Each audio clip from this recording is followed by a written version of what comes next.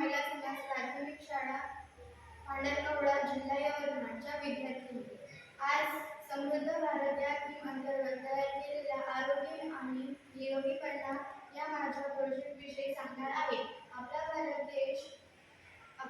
देश जगात सर्वात मोठा लोकसंख्या असलेला देश आहे. पण खरी समृद्धी फक्त पैसा किंवा तंत्रज्ञानात नसते, तर ती आपल्या लोकांच्या आरोग्यात असते. निरोगी नागरिक हे समृद्ध राष्ट्राचे खरे बळ असतात. याच विचारातून आम्ही प्रोजेक्टची निर्मिती केली आहे.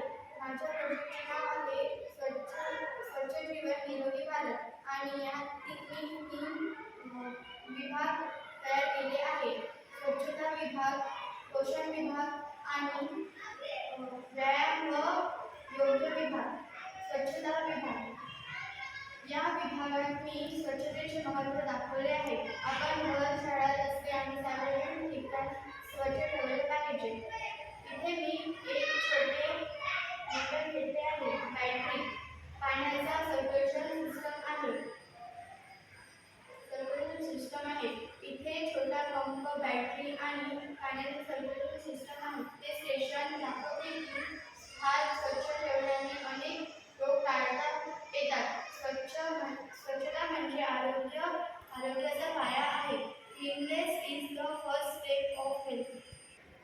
पोषण विभाग या विभागात मी संतुलित आहाराचे बॅलन्सचे महत्त्व दाखवले आहे. आपल्या शरीराला पोषण देण्यासाठी फळे, भाज्या, धान, दूध आणि पाणी याचा योग्य प्रमाणात समावेश आवश्यक आहे. मी इथे एक फूड बिल बनवले आहे जे मोटरवर फिरते. या चक्रात विविध अन्न घटक दाखवलेले आहेत. ऊर्जा देणारे पदार्थ, वाढीसाठी उपयोगी पदार्थ आणि शरीराचे संरक्षण करणारे पदार्थ. या भागातून संदेश मिळतो की म्हणजे निरोगी शरीराचे गुपित. व्यायाम आणि योग विभाग या भागात मी योग आणि व्यायाम करणाऱ्या लोकांचे आकृत्या दाखवल्या आहे. या भागात LED दिवे आणि छोट्या हालचाली सक्रिय जीवनशैलीचा संदेश दिला आहे.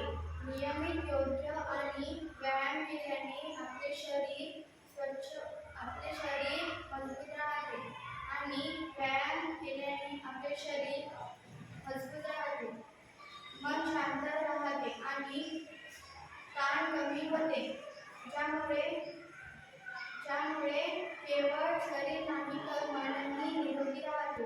म्हणूनच मी या विभागाचा संदेश दिला आहे, योग्य करा, रोग टाळा. या 3ही विभागामधून आपण हे शिकतो की स्वच्छता, संतुलित आहार आणि नियमित व्यायाम हे निरोगी जीवनाचे 3 मुख्य आधारस्तंभ आहेत. जर प्रत्येक नागरिकाने हे आपले दैनंदिन जीवनात पाळले तर आपल्या देशात आजार कमी होईल, लोक अधिक आनंदी होईल, कार्यक्षम होतील आणि आपला